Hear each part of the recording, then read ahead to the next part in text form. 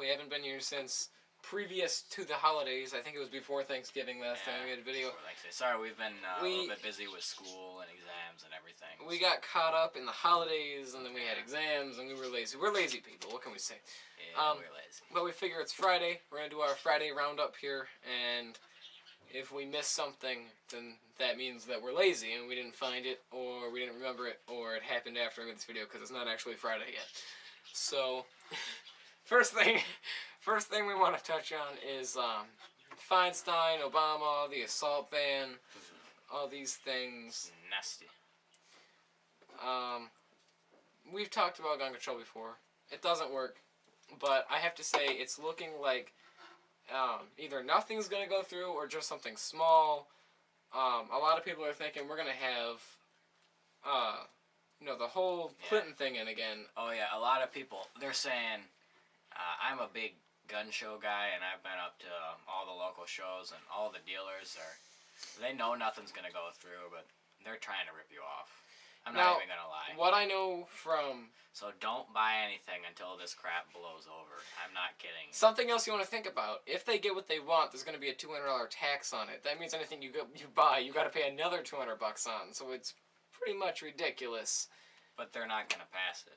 Well, my ideology... The Republicans are in gridlock, and even most Democrats don't support the whole Congress has been in gridlock for a while. I know. Even the Democrats don't support the assault weapons ban. Yeah, because they keep losing states. From what I know, a lot of the dealers at SHOT Show, they've been saying, we don't know what to think. We don't know what's happening. But they're all hoping nothing goes through, because that's a problem for them in their business. Nothing's going to go through. Yeah. I don't know. I'm on the edge. If it does, it's time for the South to rise again. I'm not kidding. Now, something Obama said that really ticks us off. If you've seen in past videos, and I don't know if I've exclaimed this before, he's never really been a big fan of Obama. I've been kind of indifferent. There's some things I think he's done that were okay, and other things I just don't like. I never really liked him as a politician that much, but I always kind of felt indifferent. But after I heard his stopping gun violence speech, I have no respect left for the man at all. Yeah, he mentioned, and I'm paraphrasing here because I don't have the exact quote with me today, but he mentioned if we could just save one life, that would be worth the loss of the rights. That is not American. America is, hey, let's go, sacrifice thousands of lives so we can have one right. Yes. Not, let's save one life. America is founded on sacrificing lives for our freedoms. Exactly. If the revolutionary colonists had that philosophy, if we could save a life, then it's worth sacrificing our freedoms. We wouldn't be here. I would be talking like this. Exactly. I mean, that was a really bad accent, so don't... No, that is an insult to English people. No offense to any English watchers. I don't have anything personally against you. It's just the bad history. Totally just missed catching this pen. Another thing that happened, they're now allowing women on the front lines. How do we feel about that? It sounds good in theory, but the problem is, if you delve deeper into it, if they capture a man, what are they going to do? Probably imprison him. They're either going to shoot him or imprison him for whatever reasons they may have. Shoot him or imprison him. Yeah. Maybe interrogate him. Rape is not something we want to get into here. Yeah, we don't... I know something we don't want to get into, and I'm going to touch on this lightly, but it's going to happen if we put women's on the front lines. It's going to be a major problem. I don't want to think about that. So... But another thing is, if they sign up, they know what they're getting into. So They do. I mean, I'm not for banning it, but I'm also don't like it. I think I'm going to stay indifferent towards it. Just thought of another pro. If we're going for equal rights, this is the one right that they never want. Oh, yeah, I know. The ability to go to... Not all. A lot of them do want it, but... Oh, yeah. Last thing we want to touch on, at least in this video today, is going to be the... California taxes are going up on the rich, especially. And guess what they're all doing? Moving out. They're leaving.